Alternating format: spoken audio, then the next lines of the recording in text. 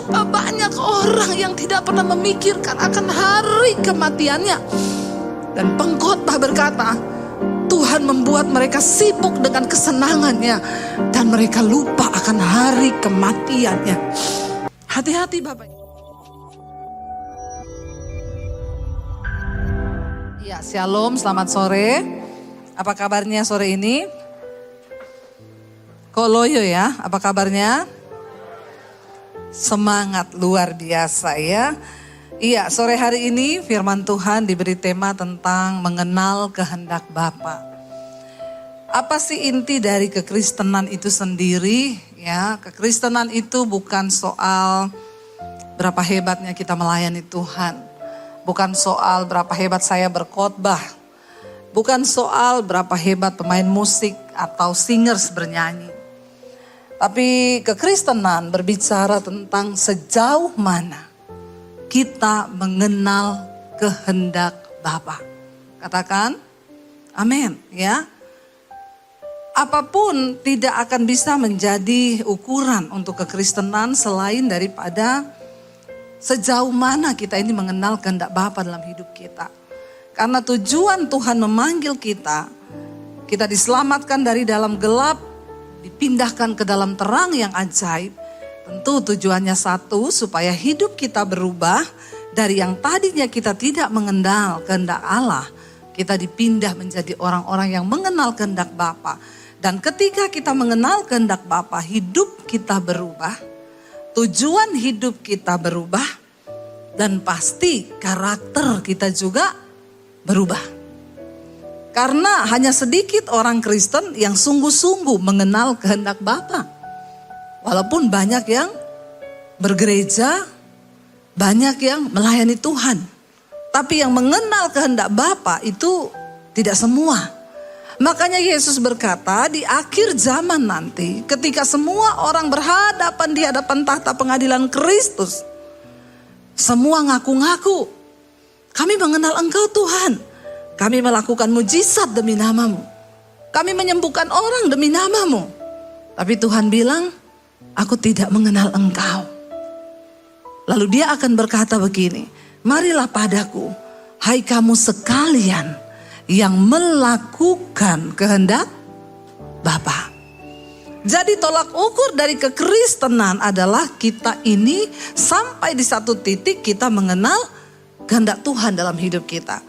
Kita akan baca bersama apa kehendak Tuhan dalam hidup kita. Mari kita buka Injil Markus pasal yang pertama. Kita baca mulai dari ayat yang ke-16 ya. Firman Tuhan Injil Markus pasal yang pertama ayat yang ke-16 sampai dengan ayat yang ke-20 kita akan baca bersama. Judulnya Yesus memanggil murid-murid yang pertama.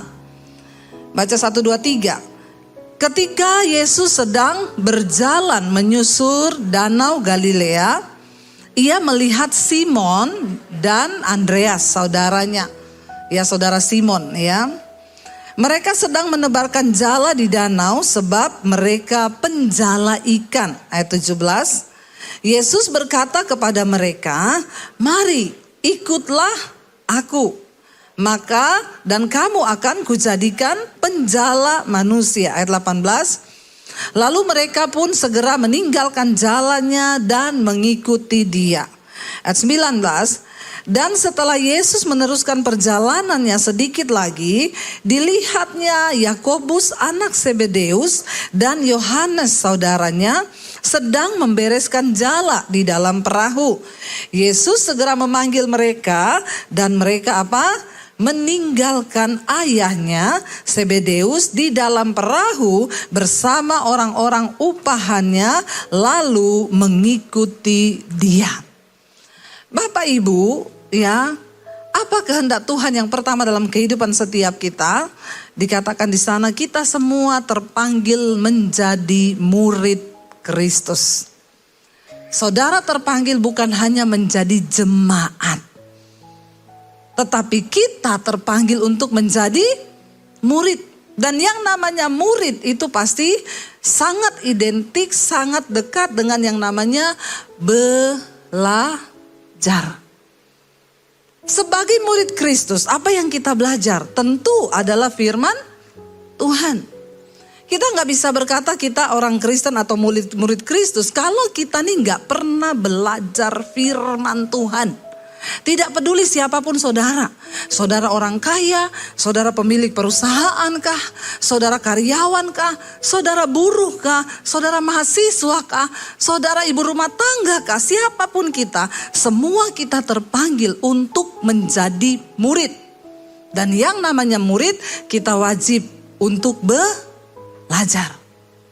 Banyak loh orang Kristen udah tua, rambutnya putih, firman Tuhan gak ngerti.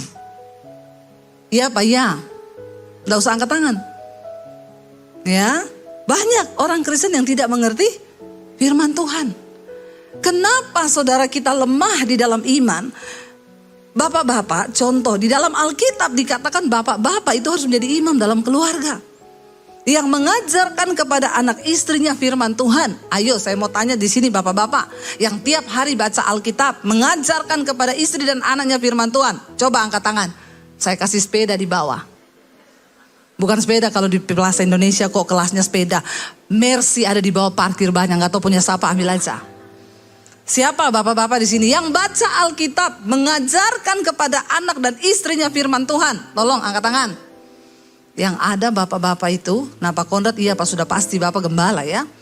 Yang ada bapak-bapak itu, kalau disuruh doa perhatikan di perkumpulan keluarga, dimanapun ya kalau disuruh doa bapak-bapak berdoa, pasti dia jawil istrinya. Shh, shh. Iya enggak bapak-bapak? Ya enggak usah angkat tangan, saya tahu. Bapak-bapak ya, kita ini semua loh, ini urusan keselamatan loh.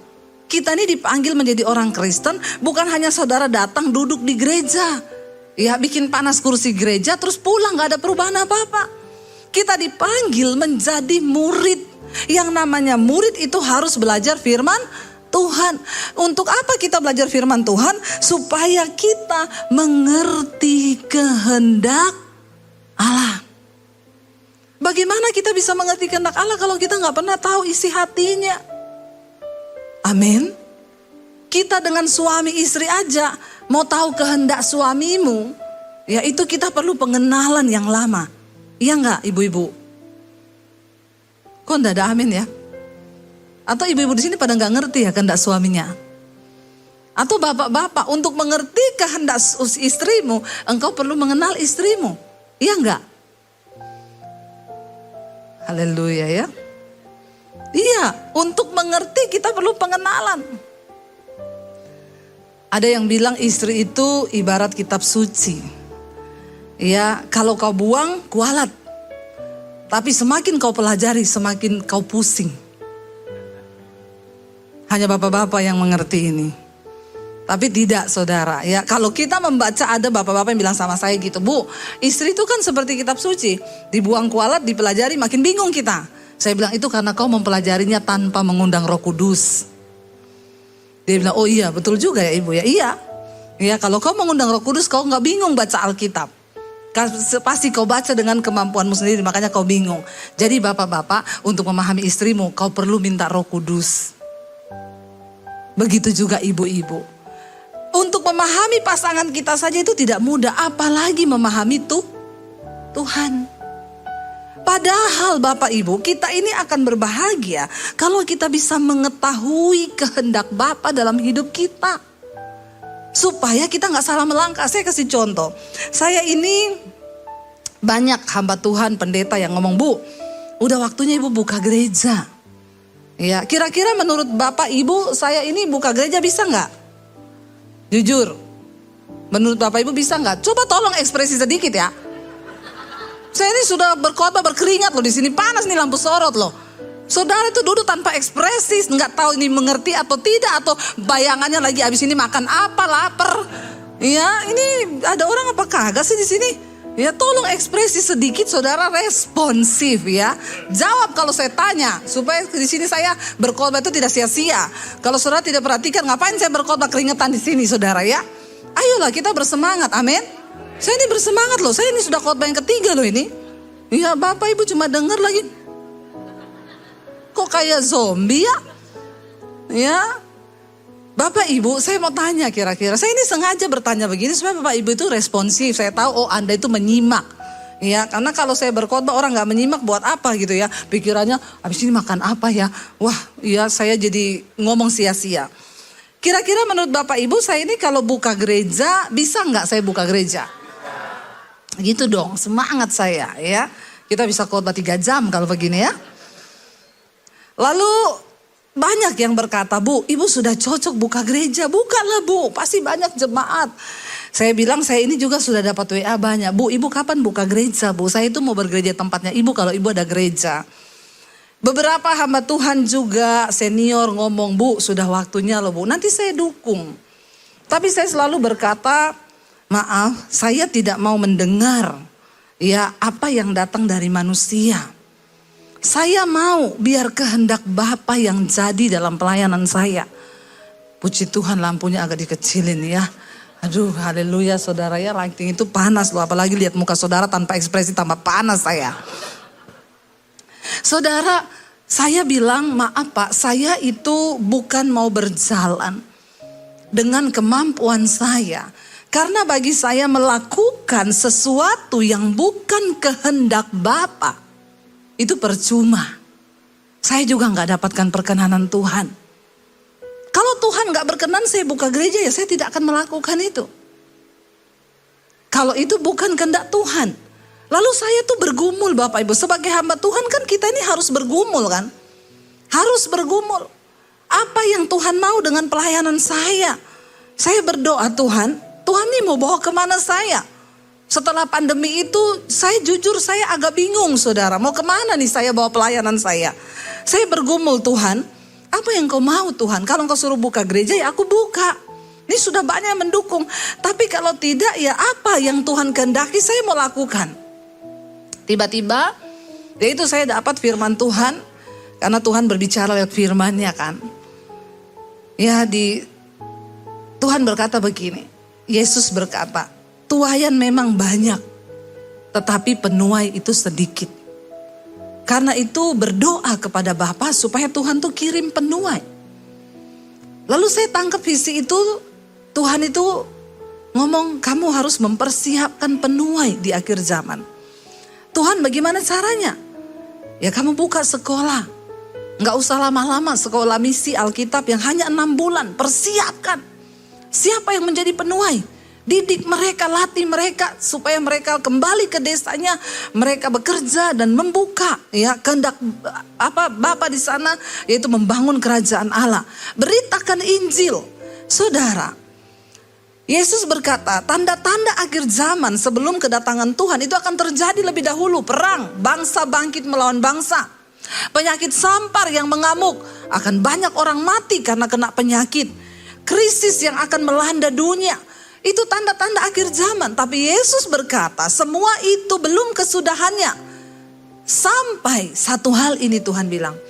Kalau Injil kerajaan Allah ini sudah diberitakan sampai ke seluruh bumi. Barulah tiba kesudahan zaman. Itu tanda yang Yesus bilang cukup.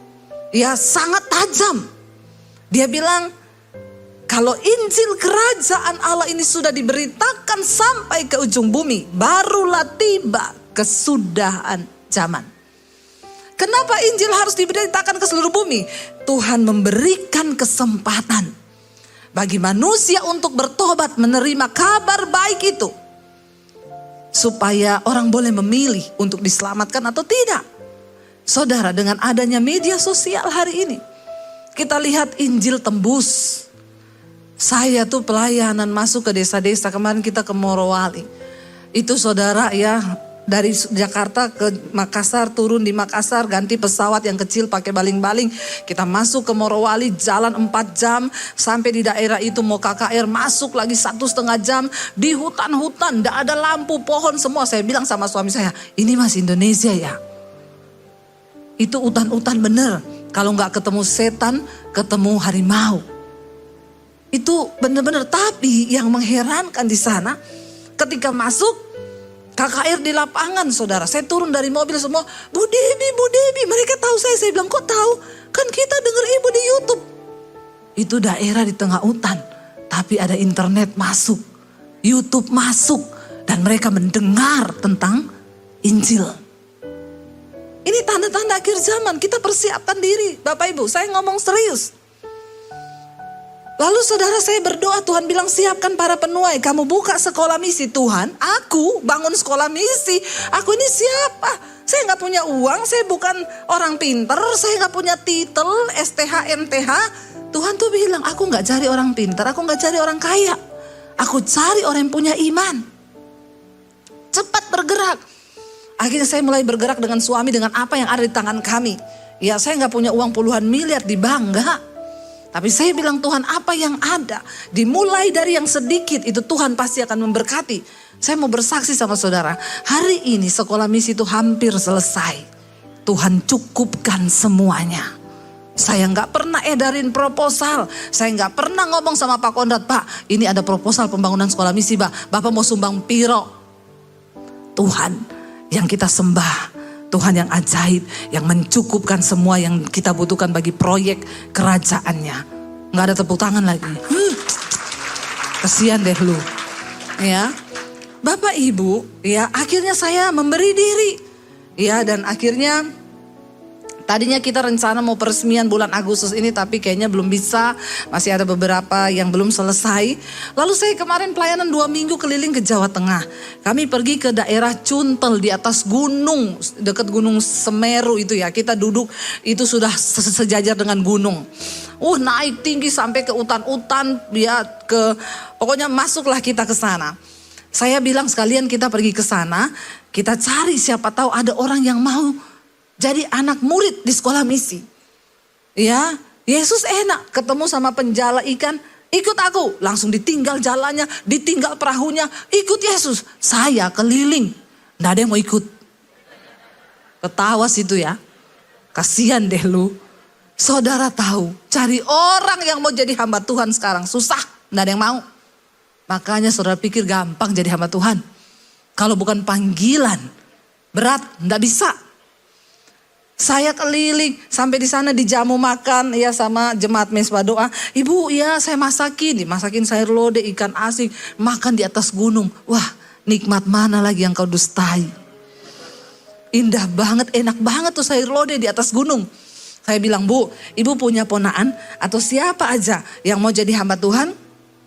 Dulu ada Bu ponaan saya, sudah sekolah, STH, pulang ke sini, balik jadi security jaga pos. Nggak gampang.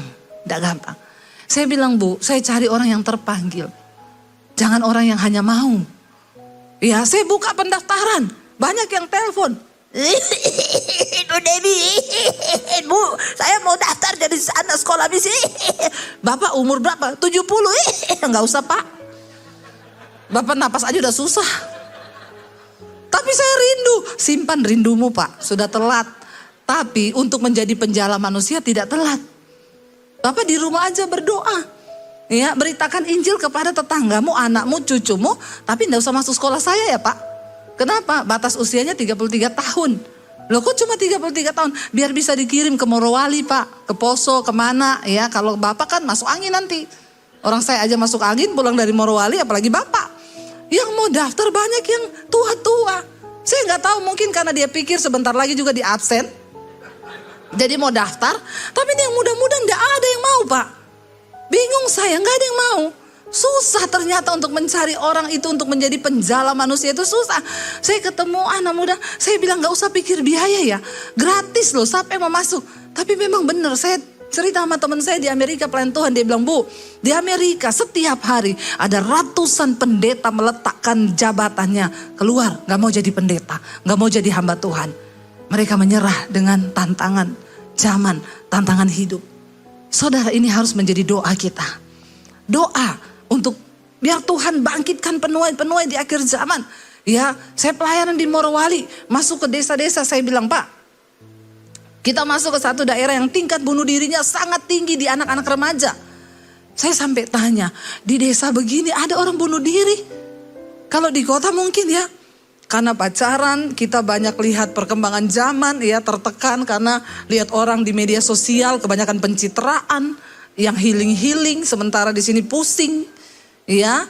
Tapi ini di daerah loh. Saya tanya, kenapa mereka bunuh diri Pak? Minum racun, ya gantung diri, ya macam-macam Bu. Ada yang galau katanya, ada yang putus cinta. Anak-anak muda bunuh diri. Tapi itu roh teritorial. Saya bilang sama Pak Bupatinya, Pak, saya tunggu Bapak kirim 10 pemuda. Harus dikirim datang ke sekolah saya. Nggak usah pikir biaya, Tuhan akan sediakan. Tapi kita cari para penuai. Kalau saya tanya di sini Bapak Ibu, ada yang mau masuk ke sekolah misi saya? Tolong angkat tangan. Yang mau jadi hamba Tuhan? Mau? Umur berapa? Umur berapa? 35 so lewat. 33. Iya. Tapi saya nggak yakin Anda terpanggil jadi hamba Tuhan. Masuk di asrama 6 bulan dibentuk. Tapi coba aja, silakan daftar di nomor yang ada ya. Nanti ada yang bagian wawancara. Bapak Ibu, kalau saya tanya di antara semua ini, ada yang mau jadi hamba Tuhan? Nggak ada yang mau. Ya dibayar 100 juta pun, mikir dulu. Tapi sekarang saya mau tantang saudara, mau nggak jadi penjala manusia? Siapa yang mau jadi penjala manusia? Angkat tangan. Yang nggak mau pulang saja. Buat apa saudara jadi Kristen? Bikin panas kursi gereja? Ngapain? Tuhan nggak cari orang Kristen yang bikin panas kursi gereja. Ayo kita jadi penuai. Tuhan, aku mau menjadi penjala jiwa. Tuhan berkata kepada mereka, ikut aku. Karena hari ini engkau tidak akan menjadi penjala ikan lagi. Tapi aku akan menjadikan engkau penjala manusia. Saya ke Morowali dengan suami saya. Turun dari Makassar, kita transit harus pindah pesawat yang kecil. Yang naik pesawat ke Morowali itu 2 saja. Kalau bukan buruh tambang, itu biasa orang-orang dari ya China sana, mereka buru-buru tambang. Kita berdua turun, ditanya sama petugas bandara, mau ke Morowali ya Bapak Ibu? Iya, punya tambang di sana? Kita dipikir punya tambang Bapak Ibu. Tampang kita tampang yang punya tambang, bukan tampang buruh. Saya bilang, oh iya kami punya tambang. Tambang apa Bu? Manusia. Jadi bingung dia, tambang manusia? Nggak usah tanya ya.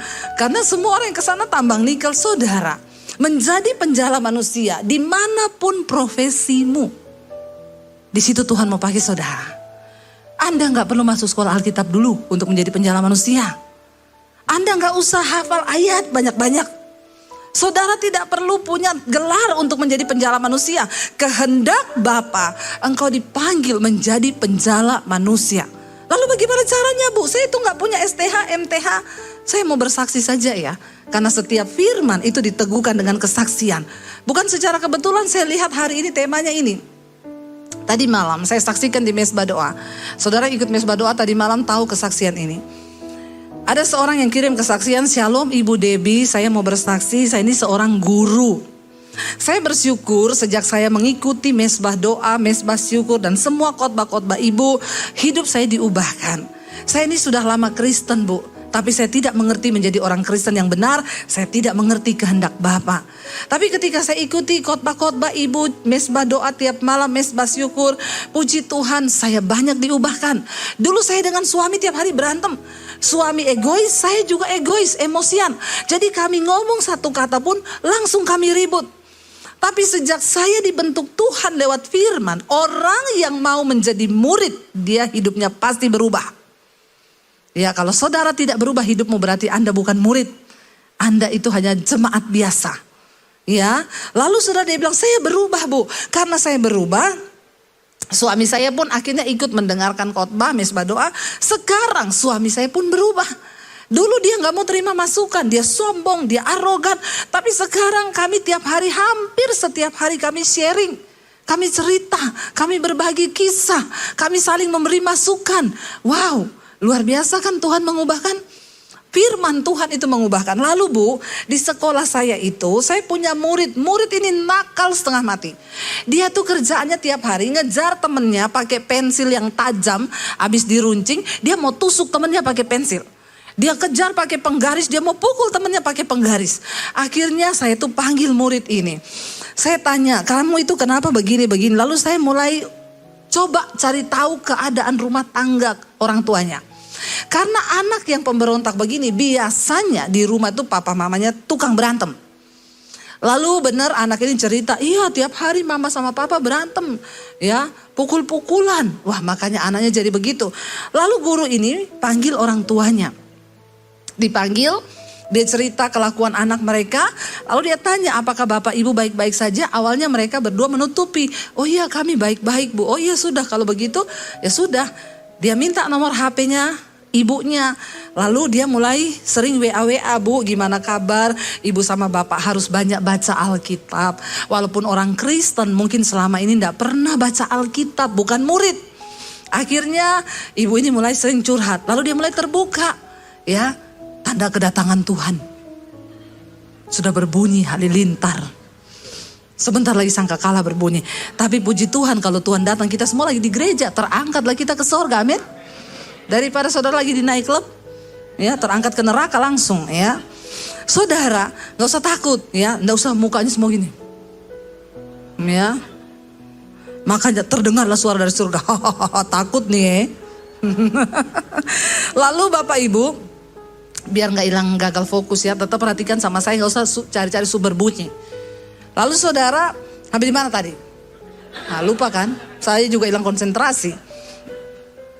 Lalu ibu itu dia mulai ngomong, ibu ya banyak baca Alkitab. Akhirnya mamahnya itu mulai sering ngomong, bu iya benar. Saya tuh di rumah sering dipukulin suami saya. Kalau kami ribut dia pukul saya. Kadang dia kejar saya, dia mau pukul. Makanya anaknya itu melihat. Jadi anaknya itu meniru. Hati-hati suami istri ya. Bagaimana kelakuanmu di rumah itu akan ditiru oleh anak-anakmu. Makanya bertobat. Amin. Engkau harus memuridkan anakmu untuk ikut firman Tuhan. Jangan ikut kelakuanmu di rumah. Bertobat. Akhirnya dia cerita, saya sering dipukulin suami, makanya anak saya lihat, mungkin makanya itu. Akhirnya ibu ini mulai mengajarkan firman. Tapi dia bilang, tapi bu saya jadi repot sendiri. Dia apa-apa telepon saya. Berantem tengah malam jam 2 dia telepon saya bu, nangis-nangis. Aduh lama-lama saya kalau kayak begini saya bisa gak tidur. Iya juga ya dia bilang. Akhirnya saya dapat ide, kan ibu bilang kalau kita gak bisa nginjili orang, share khotbah-khotbah yang memberkati. Jadi saya bagikan tuh link khotbahnya ibu. Bu, kalau dia share, dia udah WA, bu saya lagi berantem. Dengerin ini ya, dia share khotbah saya. Besok dia share, nih mesbah doa ikut ya. Nih mesbah syukur. Ibu jawabannya cuma satu. Ibu dan bapak harus dengar firman. Lalu akhirnya mereka mulai mendengar firman Tuhan. Tiba-tiba saudara ibu itu bilang, bu saya kaget satu hari mereka itu WA, bu terima kasih. Ya saya bersyukur ibu kirimin kami khotbah-khotbah ibu Debbie. Sekarang bu rumah tangga kami dipulihkan. Keadaan kami dipulihkan Tuhan. Kami tidak lagi berantem dan anaknya di sekolah pun berubah kelakuannya. Bapak ibu, engkau gak perlu bertanya bagaimana cara saya menginjil. Bagaimana cara saya menjadi penjala manusia.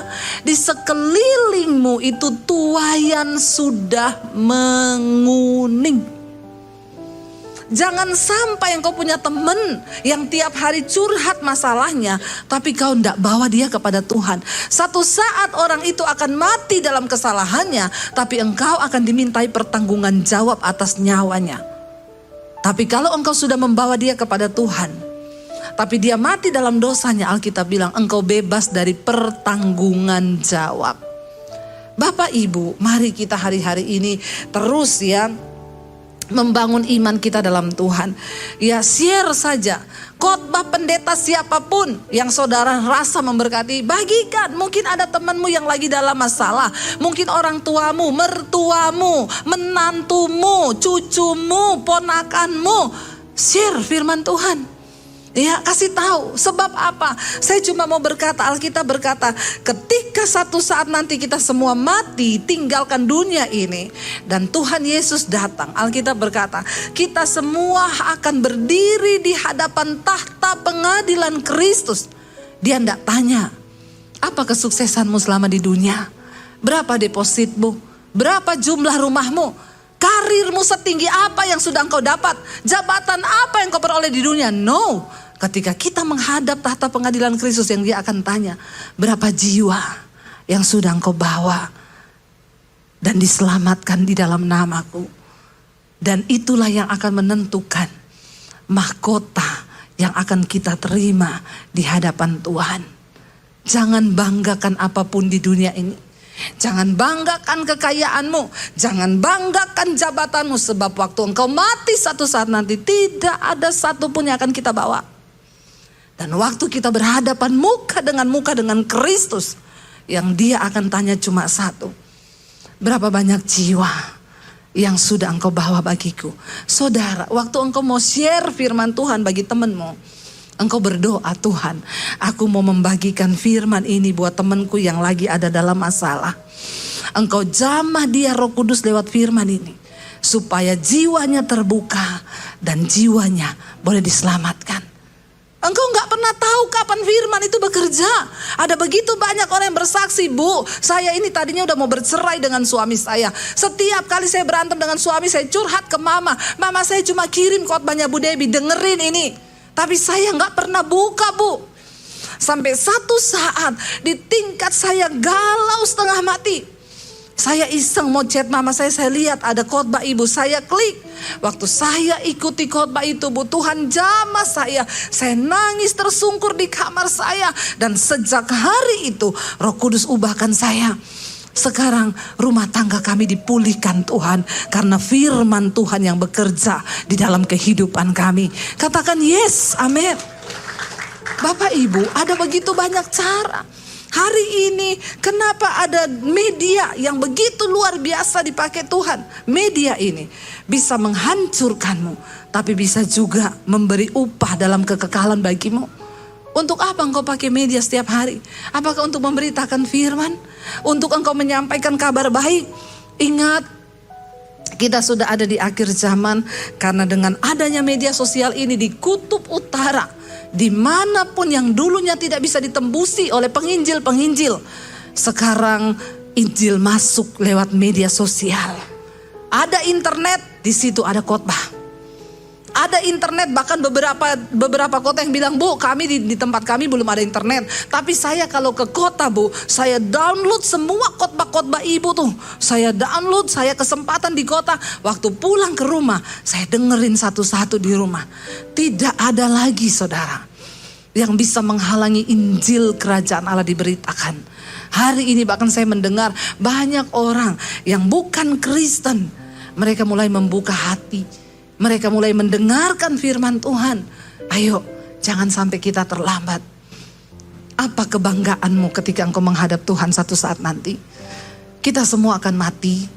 Ya, kemarin saya baru ngomong-ngomong sama anak saya di mobil, sama suami. Saya bilang sama anak-anak saya, Dek, apa arti hidup kalian? Kalian udah harus mikir mulai dari sekarang. Saya bilang, satu saat Mami akan mati, Papi akan mati. Anak saya bilang, ih Mami ini ngapain ngomong gitu? Ini kenyataan. Kamu jangan ngomong tidak. Dan kita sudah harus mempersiapkan hidup kita dari sekarang. Saya melihat begitu banyak orang yang hidup dengan sombong, santai, gak pernah mikir hari mati. Mereka bahkan tidak pernah mempersiapkan generasinya untuk kita nih semua akan mati. Saya bilang sama anak saya, lah kamu bilang, ih Mami ini, Mami bisa mati nanti malam, besok pagi. Semakin kesini, semakin hari saya ini setiap kali tidur berbaring, saya bilang, Tuhan, kira-kira kapan engkau akan panggil aku tuh mati? Dan ketika aku mati, apa yang sudah aku bawa bagimu? Saya gak mau membawa tangan hampa di hadapanmu Tuhan. Tapi kalau Tuhan masih beri aku kesempatan hidup, aku mau bekerja. Beri aku kesehatan. Saya tidak akan lelah Tuhan. Saya akan bekerja. Itu yang saya renungkan hari-hari ini Bapak Ibu. Di tempat tidur, mau tidur malam, saya bangun pagi. Saya bilang, Tuhan terima kasih, saya masih menghirup napas. Saya masih hidup. Betapa banyak orang yang tidak pernah memikirkan akan hari kematiannya. Dan pengkhotbah berkata, Tuhan membuat mereka sibuk dengan kesenangannya dan mereka lupa akan hari kematiannya. Hati-hati Bapak Ibu, saya harus menjadi sandaranmu. Jangan pernah andalkan orang tua. Jangan pernah andalkan kekayaan orang tuamu sekaya apapun dia. Persiapkan hari matimu saudara. Kalau kita mati besok, apa yang sudah kita bawa bagi Tuhan? Jangan sombong anak-anak muda. Jangan engkau hanya berpikir mengejar karir dan engkau melupakan Tuhan di masa mudamu. Alkitab berkata, hai anak muda, ikutilah keinginan hatimu di masa mudamu, tapi ingat, bahwa karena semua hal itu Allah akan membawa engkau ke pengadilan.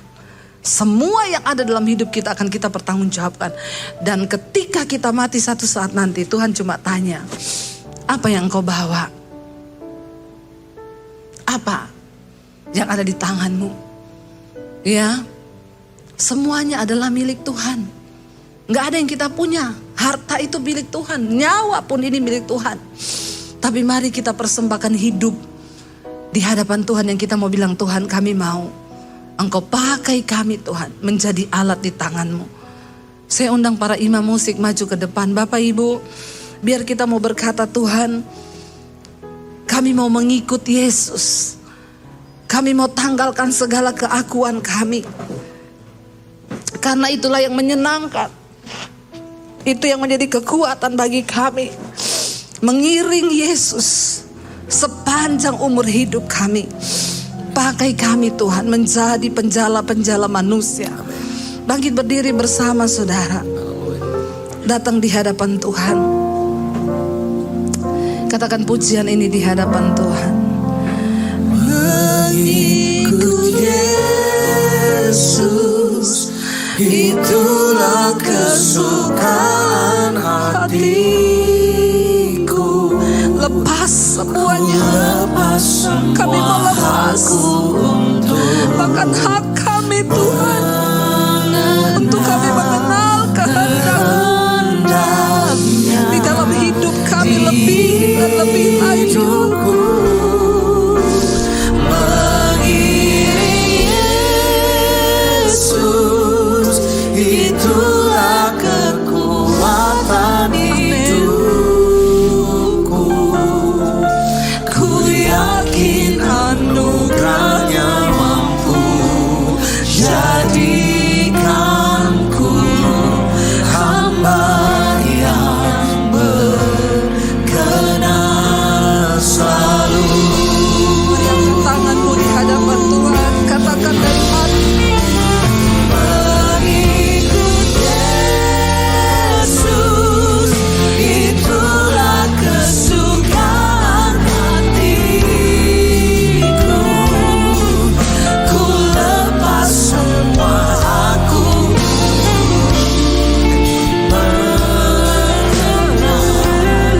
kehendak-Nya di hidupku. Mengiring Yesus, itulah kekuatan hidupku. Ku yakin anugerah-Nya mampu jadikanku hamba yang berkenan selalu. Biar musik saja, mari kita tundukkan kepala dalam hadirat Tuhan.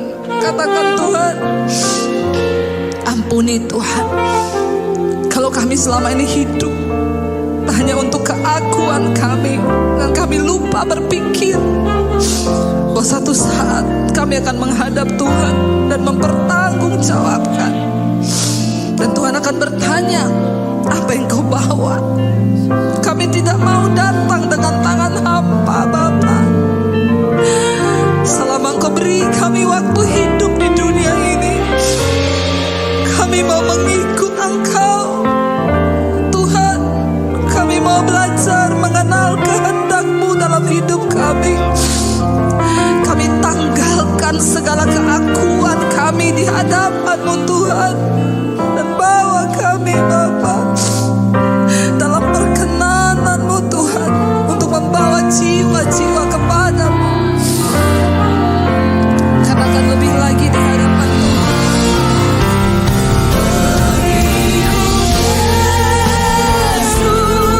Saudara, terima kasih sudah menyaksikan channel saya, dan saya berharap semua khotbah-khotbah saya menjadi berkat. Jangan lupa subscribe channel hanya di Debbie Basjir TV. Ya, bukan yang lain. Catat Debbie Basjir TV. Hanya di Debbie Basjir TV. Jangan lupa like, subscribe, dan bagikan ini kepada teman saudara agar semakin banyak orang diberkati. Tuhan memberkati.